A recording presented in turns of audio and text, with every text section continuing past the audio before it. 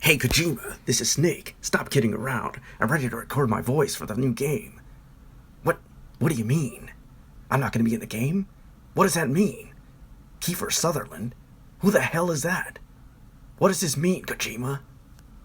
You're fired. You're fired. You're fired. You're fired. You're fired. You're fired. You're fired. You're fired. You're fired. You're fired. You're fired. That's not tasty. Not tasty at all.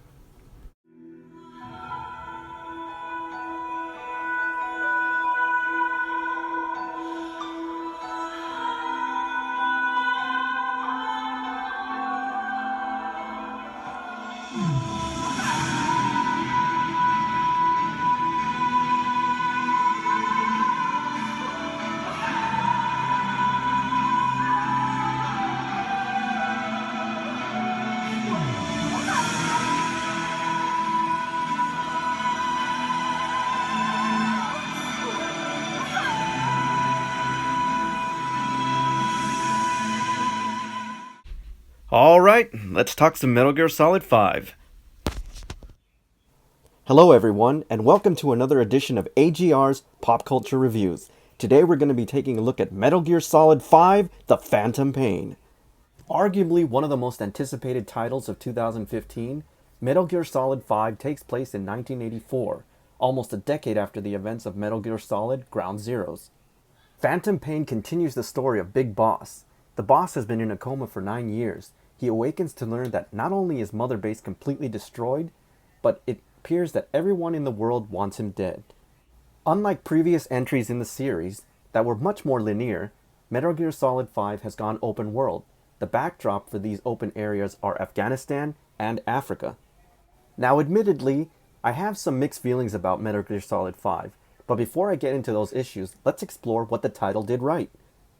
Graphically, Metal Gear Solid 5 is absolutely one of the best looking games I've ever seen. Granted, I've only played the PS4 version, but I was able to get a buddy of mine to play the PC version and I was blown away. Now the PS4 version looks incredible on its own, but hands down, as with most PC games and running at maximum settings, MGS5 is a feast for the eyes. Even at maximum settings, I found that there was no loss in resolution or detail, and frame rates remained consistent throughout, even in massive firefights. Afghanistan has incredible views, vast expanses. There are very detailed goat passes that, when traversed, pick up tiny plumes of dust from your passing. When the sun is at its apex, you almost feel the sunlight searing your skin. Additionally, when you pass through the shadows made by massive rock formations or even trees, you get a sense of relief from the relentless sun. Equally impressive, Africa is a cacophony of lush vegetation, magnificent waterfalls, and serene little brooks. The terrain has a very weighty and muddy feel to it, as though there had just been a heavy rain shower. The dark jungles are especially pleasing to the senses. The heavy canopy above lets only minimal light cascade through the jungle floor. Metal Gear Solid 5 has one of the greatest lighting engines I've ever seen. I think Metal Gear 5 has finally hit its stride in terms of gameplay, overall mechanics, and control. Snake, or Big Boss, no longer feels clumsy or awkward. Want to go straight from a mad dash sprint into a slow crawl? You can do so easily and fluidly. I recall previous Metal Gear titles when I had to think first, forgetting sometimes what stance I was in, then pressing triangle, then pressing forward on the analog stick to crawl. That type of nostalgia, I don't need. Gunplay has also been extremely refined. Whether you're using third-person or first-person perspectives, it all feels very smooth. Now, many have criticized this aspect as being too Call of Duty. However, I think this was a natural progression for the series, and to be honest, long overdue. I mean, do you remember having to do this? You've got a car, don't you? Why? So we can get the hell out of here. Looks like we'll be a little delayed. What are you doing? Don't think. Shoot!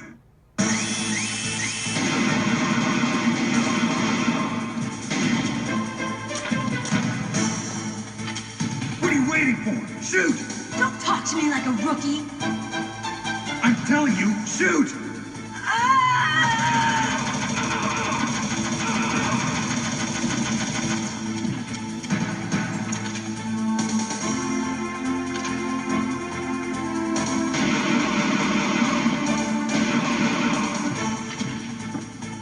This may sound a little defeatist, but if I had to go back to that type of gameplay, I think I would get my ass handed to me.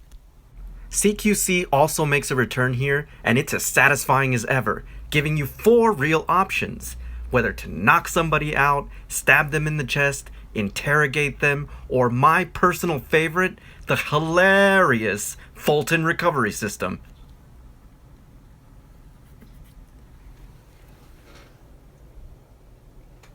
Now you also have a few buddies that you can take with you into battle, aside from your vehicles and your various armaments, which you can totally customize to your liking. D-Dog is a dog-wolf hybrid that can spot enemy combatants and local fauna. Quiet is a silent but deadly sniper who helps you take out enemies. D-Horse helps you traverse the vast expanses in both Africa and Afghanistan, while D-Walker, a miniaturized Metal Gear, is very heavy on firepower and speed. Each of them have their own strengths and weaknesses, and it's up to you to decide how to best use them to your advantage. Okay, you knew it was coming. Now let's talk about some of the bad. Unfortunately, for everything Metal Gear Solid 5 gets right, it also gets something wrong. One of the most glaring missteps is the characterizations, or rather lack thereof. The characters in the series, who have in the past been over the top, are now strangely subdued. Antagonists in Metal Gear Solid 5 are ridiculously underwhelming, and I found myself asking why they are doing the stupid things that they're doing in the game. That is to say nothing about the boss. I know we're supposed to be accustomed to the silent, heroic types, but this was just plain silly, and his lack of anything left us with the now infamous moments in the game that are just ripe for parody. Awkward. You know what? No. Not really. It's not awkward. At least not until you said awkward. Now it's awkward because of what you said. Anyway. Anyway what? Anyway what? Really? Because when you say anyway, then you have to follow it up with an actual contribution to the conversation we're having. Yikes. No, look at me.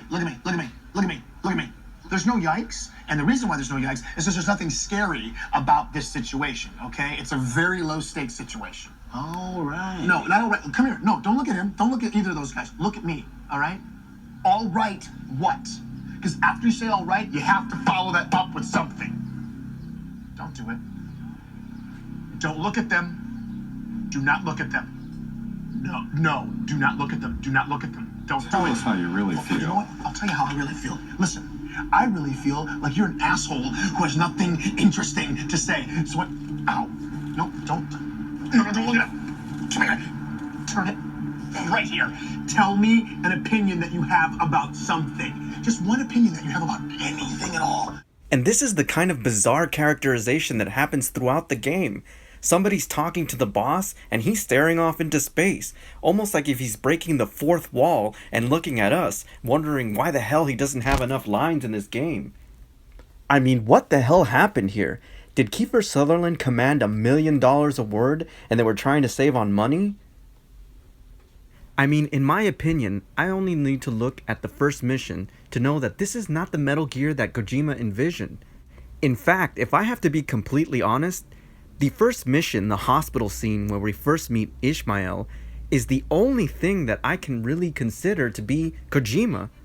The rest of it seems like it was just copy and pasted or even slapped together for the purposes of getting the game out, and that's very sad.